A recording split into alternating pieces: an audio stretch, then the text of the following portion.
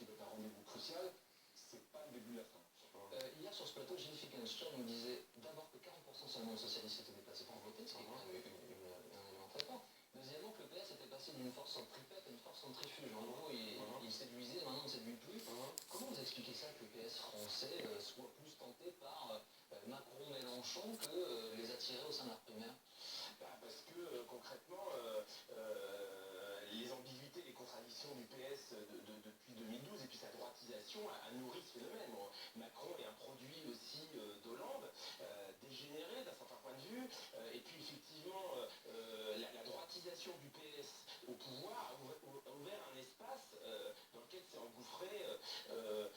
engouffré donc Benoît Hamon. Mais par rapport à ce que vous disiez sur effectivement Valls, moi ce qui me frappe quand même, je suis d'accord, il a intérêt à ce que le PS reste dans le jeu politique, parce qu'effectivement il y a Macron, mais là aujourd'hui il a quand même refusé de s'engager à soutenir Hamon s'il gagnait, et ça c'est quand même assez nouveau, parce que le jeu de la primaire, c'est quand même l'idée que le principe même de la primaire, c'est qu'on appelle à voter pour celui qui va gagner.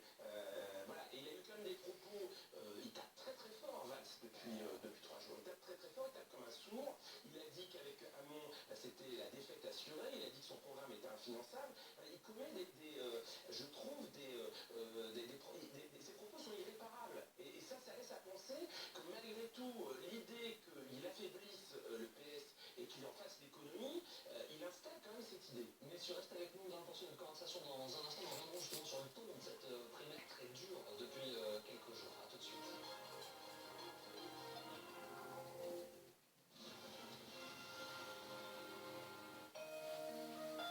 C'était votre programme avec les appart-hôtels Adagio. Adagio a pied à terre au cœur des plus grandes villes.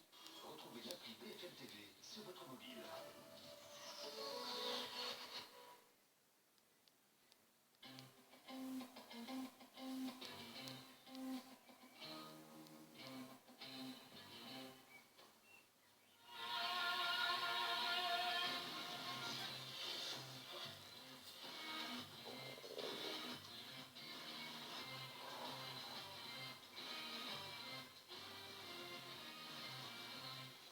Nouveau Ford Kuga, une autre façon de voir la vie. Shakira, ils sont tous là. Avec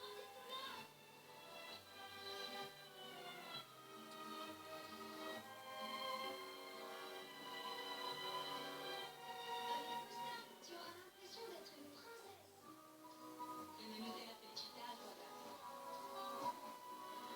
Renseignements, c'est le mois Costa, c'est la Felicita. Jusqu'à moins 250 € par personne, boisson incluse. Costa.